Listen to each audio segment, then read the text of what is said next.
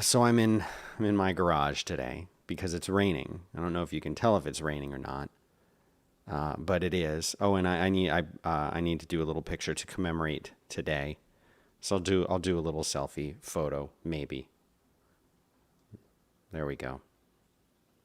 This is done. Now we've commemorated the day. It's the day after Thanksgiving, Friday, November 27th. And yeah, I'm here. I'm here sitting in my garage because you know, my home recording area is usually in the backyard, and we've got a little pergola thing, and it's very loud. I found out in the rain, so I'm sort of here in shadow, like a film noir version of the live stream today. That you're going to get sort of light and shadow. All I need is like a Camel cigarette and a Maltese Falcon statue sitting over there, and it'll be just like the 1940s. How are y'all doing today? It's a day, it's a day after Thanksgiving. We don't really have a name for that, do we? We don't really have a name other than Black Friday. Falk in the chat says good morning. Hey, good morning to you. There's a way to embed the chat into the live stream. So if enough of y'all show up, maybe I'll do that. It'd be kind of fun. Audience participation, as they say. So how was your Thanksgiving? Was it good? Did you enjoy it? Did you have a nice time? Was it fun to see family? Hopefully you were safe and everything else. Wore your mask if you had to go out. I don't think anyone's wearing their masks inside. I don't think people care. I think people just don't care, especially here in the States. People don't care, and the UK and Europe always makes fun of us for not caring. But you don't have to do that. It's not nice. We're just doing our best. All of us are doing our best. So, all right. Well, let's start the show. I actually have some news, and I have some. There's not much news, but I wanted to talk a little bit about that turtle watch, the GhostNet watch, because it's weird. I think I talked about this yesterday. They NOAA did some kind of collaboration, and NOAA's some kind of trendy New York brand. They did some kind of collaboration with Timex to do this cool watch that is a little, I showed you guys, it was yesterday. And so I ordered it, and I have the transaction in PayPal, but I have no idea if I actually did order it. Timex has not emailed me or said anything to me that would indicate to me that the order actually went through, other than they charged PayPal. And of course, the thing's sold out. So if I can get one, I'm gonna be pretty sad. Pretty sad. Not depressed, sad. Come on. But a little bit sad. In about an hour, I'm going to be joining Adam Curry and his co-host Dave to talk about, podcasting on their Podcast 2.0 show, which kind of came out around the podcastindex.org stuff that they're doing. Do you see the light sort of flashing as the pathetic camera in this computer tries to adjust the lighting? We'll see if this is any better now that I'm halfway out of the shot. The benefits of, why didn't you just go into your studio, Dan? Because it's the day after Thanksgiving, because it's Black Friday, and I don't want to be out there. Do you want to be out there? I don't want to be out there. It's crazy. It's bad enough I have to run out later for something. It looks like if I move my arm, that's what triggers the lighting change. So sorry about that. All right. Beverage has been consumed. We can get started. So anyway, I'm going to be on this show, and I suppose we're going to talk about podcasts. We're going to talk about Fireside. We're going to talk about all these things that are important to podcasters, new and experienced, and so that will be a fun thing. I'm trying to think if I've actually ever done a podcast with Adam Curry before, and I don't think that I have. So it's great to be on there. We wouldn't be able to do any of this stuff. I mean, I'd be able to live stream, but I wouldn't be able to have a business around podcasting if it wasn't for Adam and the work that he's done. Pretty remarkable. So I've got a question. If anybody out there is using any of the new M1 Macs, I'm curious to see if they're doing anything with Premiere. and these Macs, because I do the video editing that I do when I make my videos. I do it in Premiere, and I use Photoshop quite a bit. I also use Logic to edit all the audio stuff. I record with Audition, but that's on the PC side. I have actually a Windows machine that I use for the audio recording in the studio. And so it's important to me to know how those apps perform. Right now, apparently there are a bunch of issues in getting all the Homebrew stuff. If you're a Rails developer or just really any developer, you probably do a lot with Homebrew. And I sure do. And I've heard there are lots and lots and lots of problems and weirdnesses with getting Homebrew to work on an M1 Mac. In fact, maybe you can't even get it to work with an M1 Mac. I don't know. But I would love to hear about that. So if you are the type of person who's doing video editing and you're trying it on Big Sur on an M1, I want to know if it's at least as performant, if not more, than it would be on a regular Intel Mac. So if you know about that, hit me up on Twitter. I'm at Dan Benjamin. In the chat, they're saying this was the least stressful Thanksgiving we've ever had, just a home with immediate family. And, that's kind of the case here too. Picked up all the food. It was great. Turkey was great. Ribs were great. I'm never making another Thanksgiving meal at home unless I have like a professional chef come in the house to do it. But anyway, there are these really good deals right now on the M1 computers. Both Adorama and B&H are offering like a $100 off. So I think I want to get one of these things if they're performant the way that they're supposed to be. So that'll be something that I really need your input on. All right, that's all been pretty boring. It's been pretty boring so far, but you know what? That's okay. Sometimes it's not exciting, like the day after Thanksgiving. You just don't have a lot to talk about. There's nothing in the news. I mean, one piece of news that I heard is that Trump finally said that he would essentially concede if the Electoral College all votes that Biden has won. But does he need to say that? Isn't that just the law and the way that it works? If the Electoral College votes, then of course you leave, right? That's what I thought. We have the results in about the National Dog Show that happened yesterday. Of course, the results came in yesterday, but it was after I was done with the streams. Couldn't talk about it. But it was won by a 3-year-old Scottish deerhound named Claire, who won the National Dog Show 2020, the first of her breed ever to win the title. And I have a photograph of the dog. Actually, let me get a better photograph of the dog if I can, because it's not a good one. I know all of you people love dogs, so I always have to talk about dogs. Here's your dog. Here's your winner. Nice, huh? I've never owned a dog. I've always owned cats until the last. We had 2, a brother and sister, and then they died one by one as they had renal failure. And we used to have to do subcutaneous fluid injections. And if you haven't done this, it's not gross. I'm not going to gross you out. This isn't a gross out. This isn't a body horror show yet. So what you do is you would get a saline bag that would hang from the,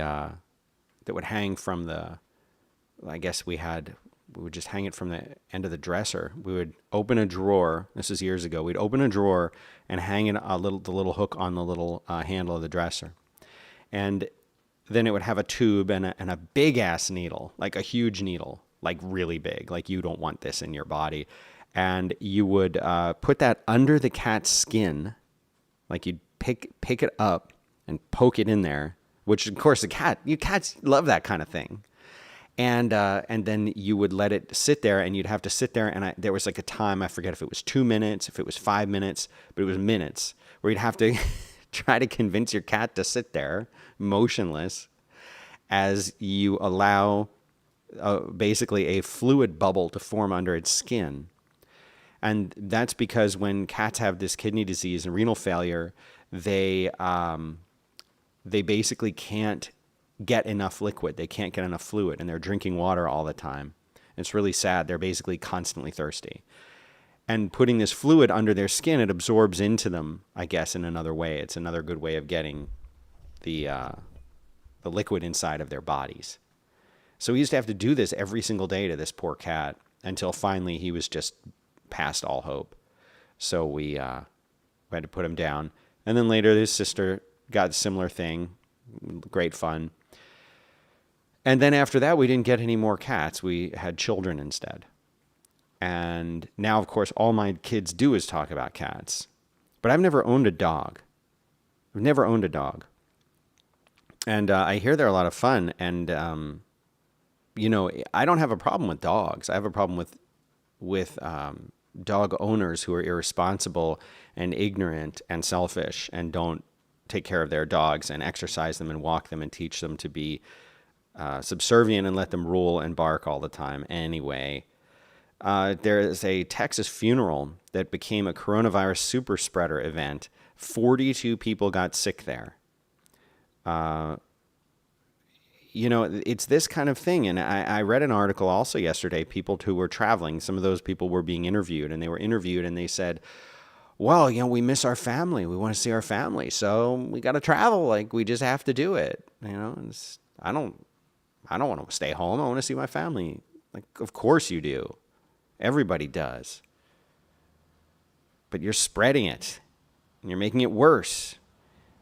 It's like when one of my kids has like $2, but the thing that they want is $5. And then when they realize they're not going to be able to get the extra $3, instead of saving up and waiting, what they're going to do is they're going to buy something they don't really want for $2. And then they're going to regret their decision immediately because it wasn't the thing that they really wanted. And it's like, I want to shake all these people who are doing these things and say to them, it would be better if instead of just traveling right now, you know what? Don't travel, stay home, wear a mask, and you'll be able to travel anywhere you want even sooner. People just don't get this. They just don't get it. Ryan in the chat room says, there's a lot of YouTube content already out there that seems pretty convincing to me, a video editor, that things are at least comparable to the 16-inch Intel model. That would be encouraging, Ryan, and I'm curious from direct experience. Ryan, if you don't mind, could you drop a couple of those links into the chat, or even just one of them, of someone saying that, talking about it, especially with Premiere? I'm sure Logic runs great, but Premiere is the biggest concern.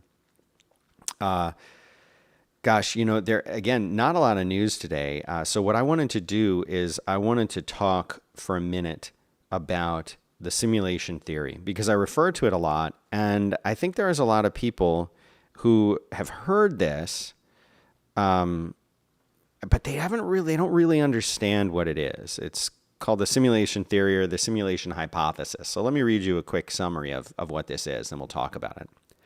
The simulation hypothesis or simulation theory is the proposal that all of reality, including the Earth and the rest of the universe, could in fact be an artificial simulation, such as a computer simulation. Some versions rely on the development of a simulated reality, a proposed technology that would be able to convince its inhabitants that the simulation was real.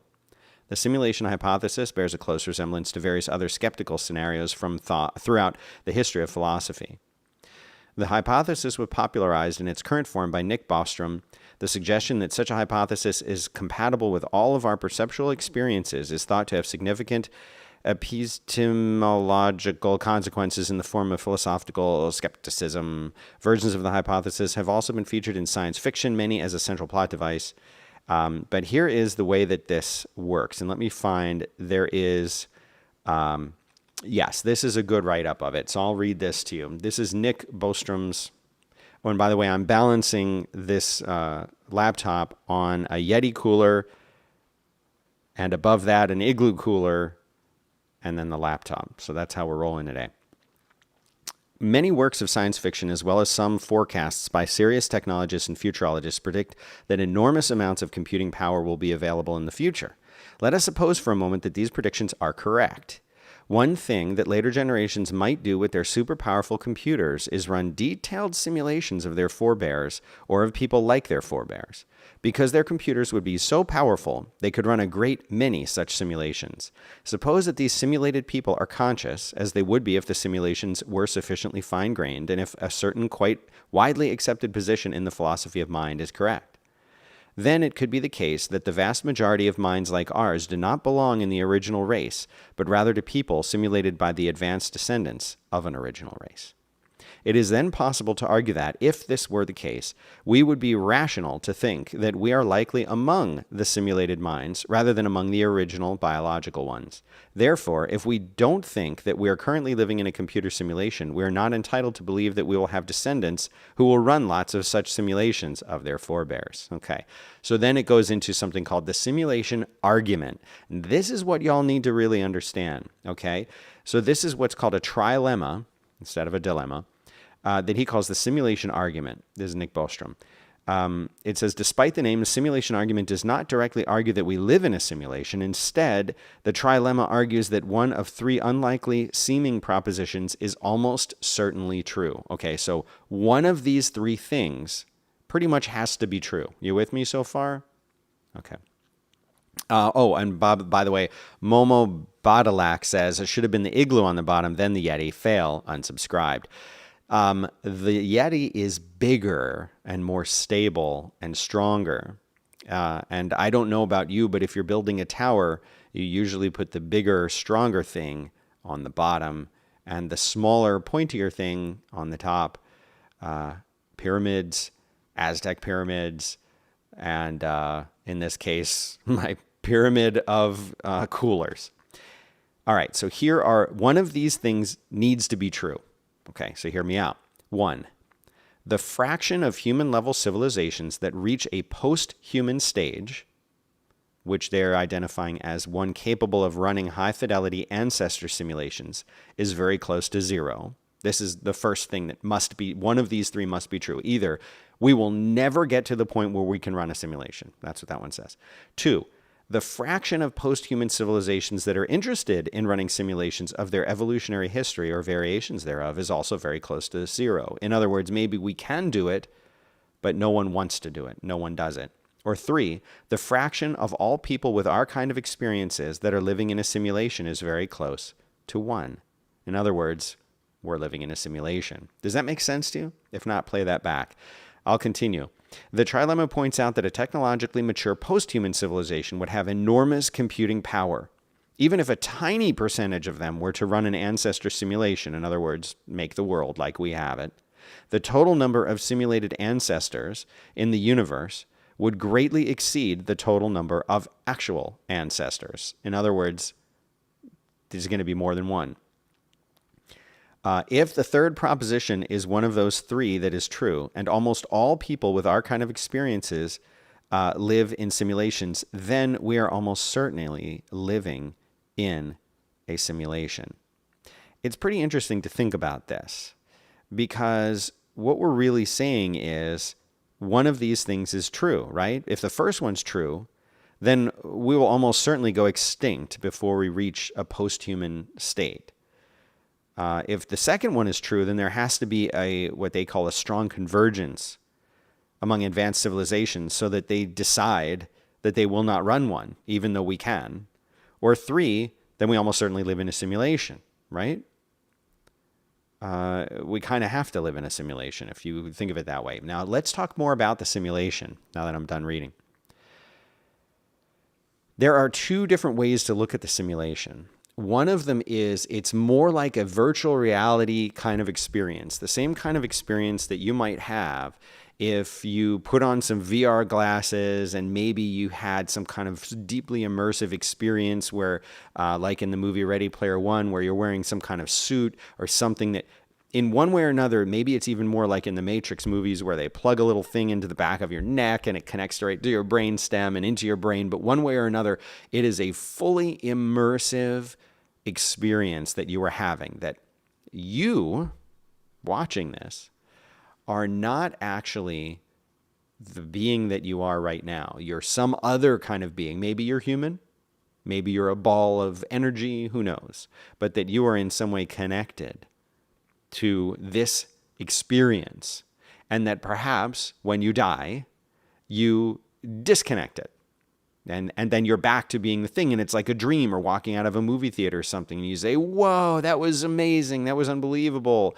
Wow, let's do that again. Hey, buds, let's go back in and do it again. And this time, I'll be the dad and you be the kid or whatever. Okay. That's one concept. The other concept, and this is almost lost the phone again. The second idea is that we are actually part of the simulation. We exist within the simulation. In other words, we are almost a kind of AI.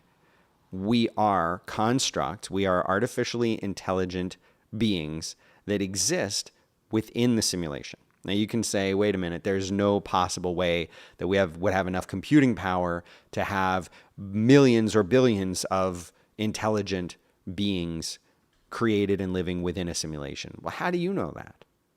We talked yesterday about what the future might hold. I talked with John about this too on yesterday's road work. We don't know what our technology will be in 100 years, let alone 1,000 years. And there's no telling how far advanced whoever or whatever created this simulation is, technologically speaking.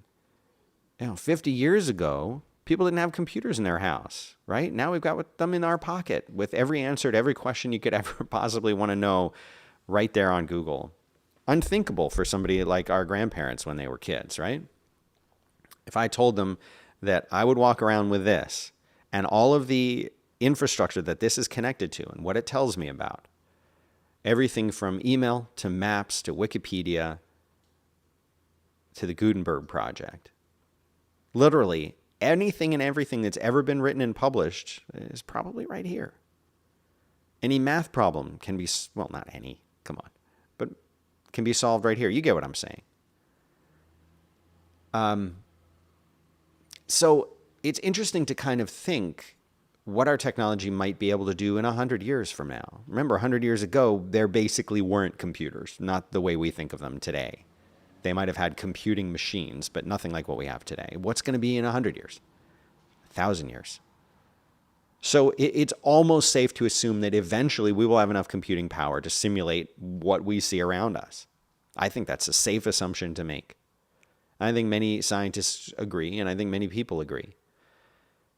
At some point, we will have the technological power to simulate not just the intelligence of one person, but of millions or even billions of people. But here's the kicker.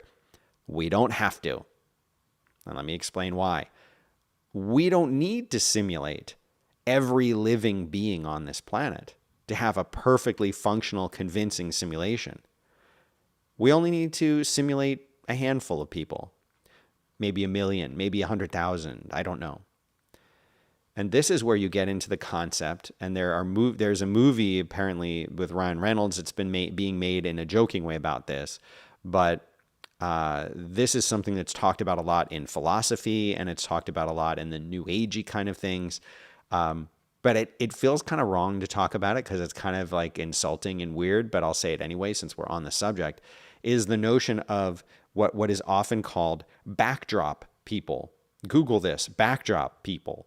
Also referred to as non-player characters. In other words, just like in any good game, you have a non-player character. So for non-gamers, what this is this is a person or a being or a creature or whatever that exists in the world that you're playing the game in. And this being acts and operates. Maybe it's the merchant that you interact with after you go on your adventure and you come back and you say, okay, I found this stuff and I want to trade it and upgrade my armor or whatever. That's a non-player character. Or maybe somebody that you encounter on the road who comes up with a little side quest for you. My husband went to fight the monster and he hasn't come back. You've got to go save him. Okay. Those are non-player characters that you can interact with. Well, if we're talking already about a very highly advanced civilization, then very likely they could simulate or use fewer resources to simulate a non-player character. So let me give you an idea of who a backdrop person would be as defined by this theory. And don't assume that I believe this. We're just talking about it, okay? So be calm. A backdrop person would be, let's say remember when we used to go to our jobs and drive to them? Okay, pretend that you're driving to your job and you look over and there's a car over there to your left. And there's a person in the car and they're sitting there looking straight ahead, or maybe they're talking on the phone, or maybe they're singing a song or whatever. And you look over and you think, there's just some person. Now, that person might be a backdrop person, a non-player character. You don't know because you're not really interacting with them. But they go and they turn and they drive away. Now, if you were driving on the road and you didn't see that person and you didn't see anyone else around you, it was just you and your car, and maybe there's one car way over there and one car way behind you, you'd be like, this is weird. We live in an isolated, deserted place. This doesn't seem real to me. This isn't what real life is. There should be people all around us, right? Well, those people, according to this theory, are backdrop people. That person in the car isn't, they're real in that if you turned your wheel and hit their car, you'd hit something, and then they'd get out and be angry at you.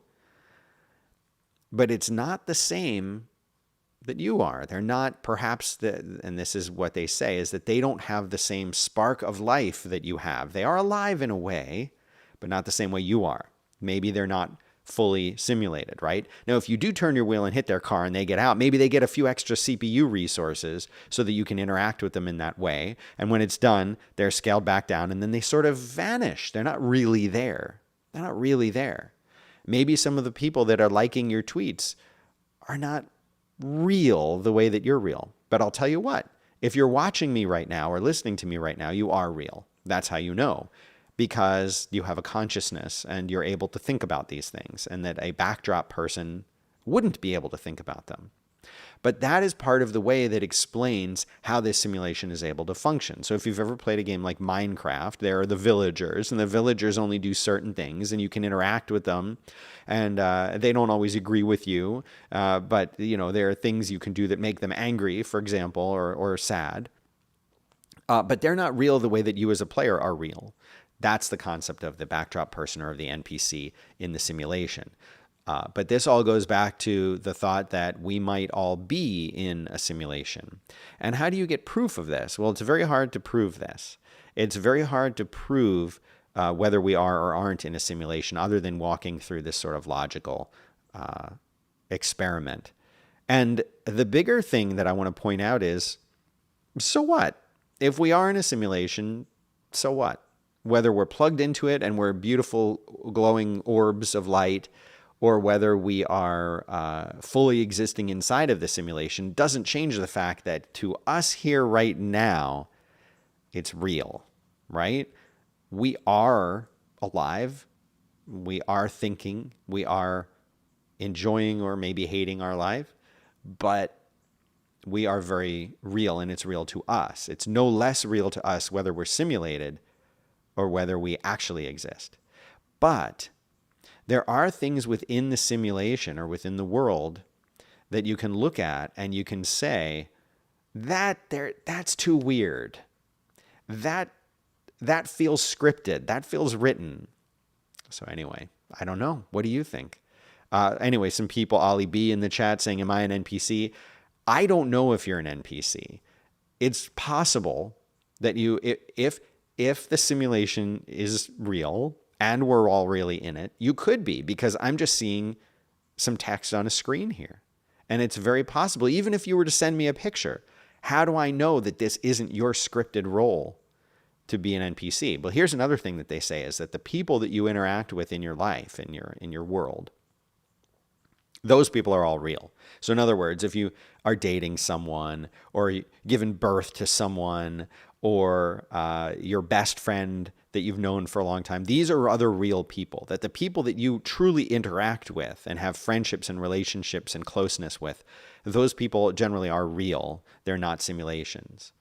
Now, I have added in my own layer to this, which I'll share with you before we wrap up today's stream. And that is, I believe that there are super backdrop people. And the way a super backdrop person works is there are people who are required to exist in order to give those of us who are, you're real. If you're watching this, you're real. But it is to give people like us guidance or trends or experiences that we as a whole need to have. Okay? So I'll give you an example. Have you ever seen an actor, an actress, a performer, a musician, an author, somebody who seems to have created or done something that almost seems amazing or too good to be true, or that the person is too good to be true? Perhaps they are. So, for example, think of your favorite actor. Okay, actually, take a step back. Think of somebody like Kardashians, right? They are so influential on so many parts of what we think of as pop culture and have been for so long. And yet they don't seem real. Nobody really knows them. Only the other people in that kind of world seem to know them. So maybe they are a super backdrop person. They're there to change the matrix a little bit, right? They're basically there to create new trends or experiences or things like that. And maybe it's true for politicians as well. Maybe these people don't exist the same way that you, watching me right now, that you exist, where you have a complete life. Okay, so there's another theory, and I don't know the name of this one. So anyone who knows it, please tell me. But the theory is, and again, this goes back to being in a simulation, and I'll use a Minecraft comparison, if you know what Minecraft is. If not, Google it. You should know. Minecraft, the world, the Minecraft world that you're in, only the parts that you can directly experience in the world are being actively rendered. Stay with me. As you walk around in the world, there's a sphere of blocks, a certain range, that as you move through this sphere, that's what's being actively rendered around you. So let's say you've got a base, and in your base is where you have like all this, your items and stuff that you store, and you say, I'm going to go explore, I need to go collect, I need to go find some pumpkins so I can make some jack-o'-lanterns. And yes, this is a thing people do in Minecraft. And so you start going on a quest, and you walk for 5 or 10 minutes in one direction. The stuff that's 5 or 10 minutes back, your home base, is not being rendered anymore. It's not there. It's not real. It's not active anymore. And as you start to walk back with it, this bubble that surrounds you, this bubble of actively rendered content, follows you. Okay, so what if you did something? What if you had something running in that area that you were in? When you come back, nothing will. So let's say that you have there these things you can build that are called farms in Minecraft, farms. And they could be automatic things that, for example, yes, I'll get into this a little bit. For example, you could have one that automatically shears sheep for you. Yes, there are sheep in Minecraft, and you need wool, and you can build things with wool and use wool to make other things. And you can set up an automatic shearing thing so that what happens is the sheep eats the grass and it grows some wool, right? You can have a little detector that looks to see when the grass block has been changed, and in this case, eaten by a sheep. And of course, you have the sheep penned up in a little space. And when it detects that that the grass has been removed or eaten, then there's something, it'll send a little electric pulse up to something sitting on top of it. And that thing that's sitting on top of it will automatically shear the sheep. And then the wool will fall and a thing will collect it. Anyway, all of this is happening behind the scenes. But it doesn't happen if you move out of that area. If you move out of that area, it won't happen. And when you get back, it will sort of figure out what happened and start again. What if the world is like that?